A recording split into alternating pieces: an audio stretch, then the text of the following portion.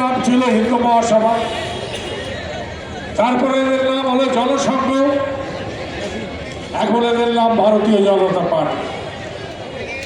আসলে আরএসএস হচ্ছে এদের রাজনৈতিক আদর্শ।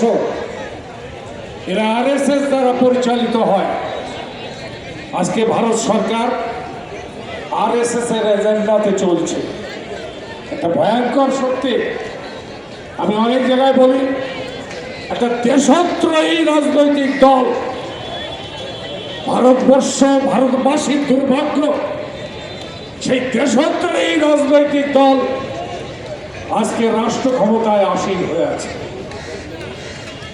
এবং যা হওয়ার তাই হচ্ছে। এই বাজেট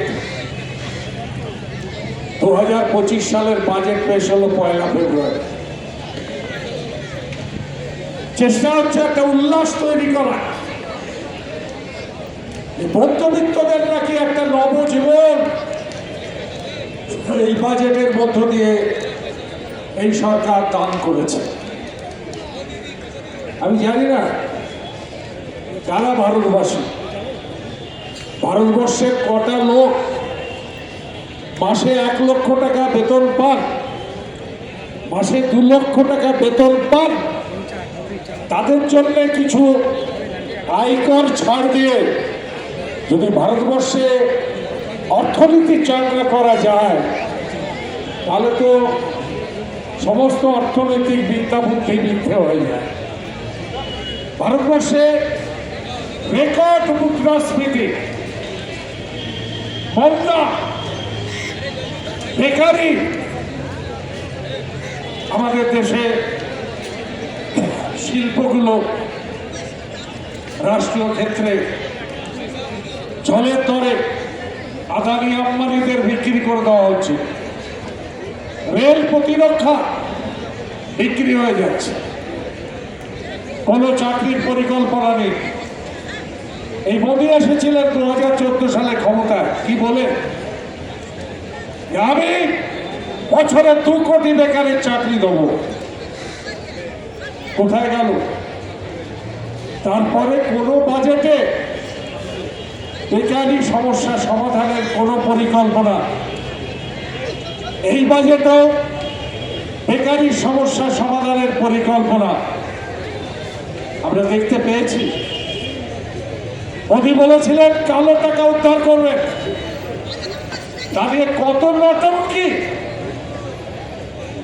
টাকা বাতিল করা হলো, জিএসটি লাগু করা হলো, কালো টাকার পাহাড় আরো শক্তিশালী ভাবে জমতে শুরু করবে।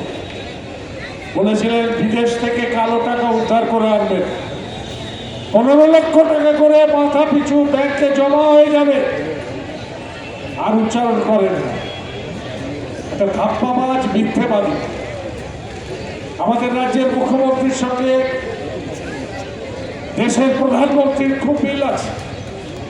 ধাপ্পাবাজি, নটঙ্কি আর মিথ্যে কথা বলাতে এরা দুজনেই একটা নোবেল পুরস্কার পাওয়ার যোগ্যতা অর্জন করে ফেলেছে।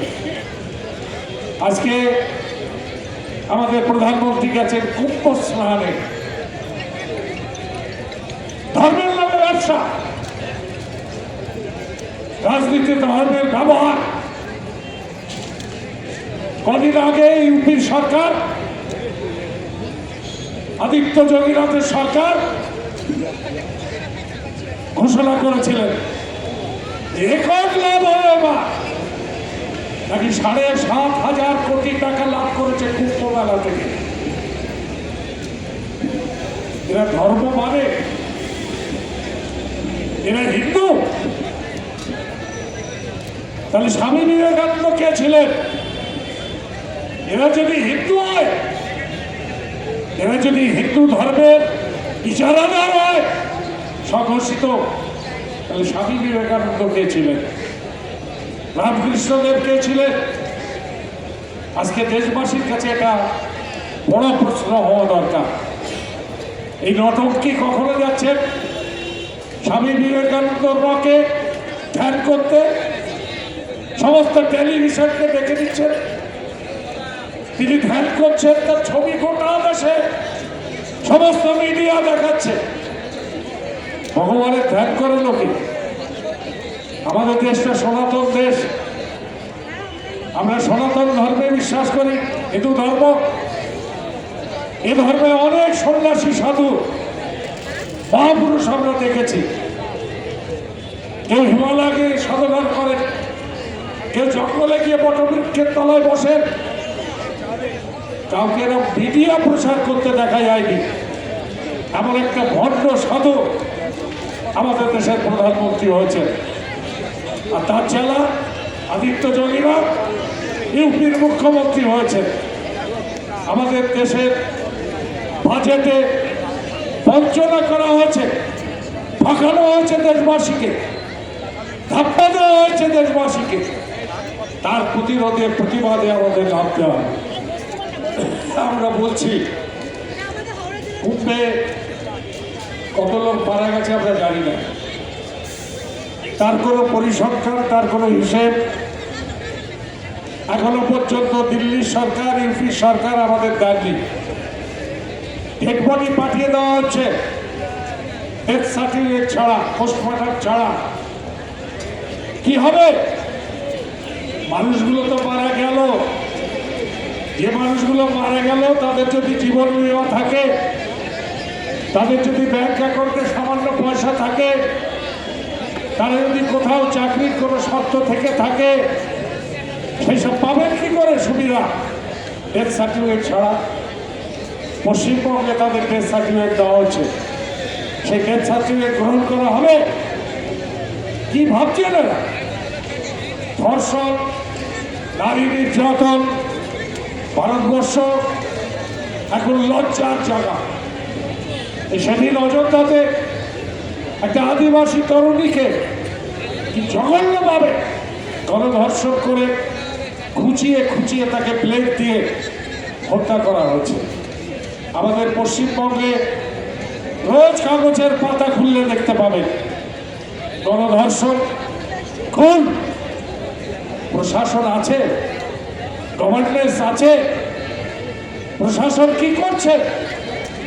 আজকে আমাদের জনসমাবেশে লোক আসার জন্য খুব কষ্ট করে আমাদের পার্টি, গরিবের পার্টি, পার্টি নিজেও করে আমরা কোচরে মুড়ি বেঁধে রুটি নিয়ে ফুচকাতে, কেউ কেউ কষ্ট করে বাস ভাড়া করে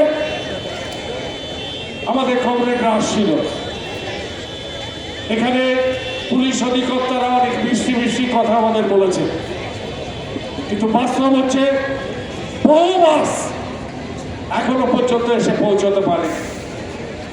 পুলিশকে বলছি, তেল দিচ্ছি, অনুনয় বিনয় করছি, এক জায়গা থেকে ছাড়ছে, আরেক জায়গায় গিয়ে ধরছে।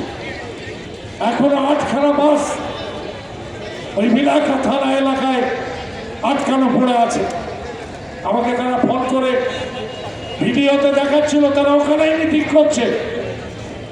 ব্যারাকপুর সাব ডিভিশনে, ব্যারাকপুর রোড ধরে, ব্যারাকপুর লালকুঠিতে আমাদের বাসগুলোকে আটকে দিয়েছে। ব্যারাকপুর লাইনে ট্রেনে গন্ডগোল, বসিরহাট লাইনে ট্রেন 1 ঘন্টা লেট। আমরা সাংবাদিক সম্মেলন করেছিলাম, আমরা বলেছিলাম যে আমাদের যে প্রভাব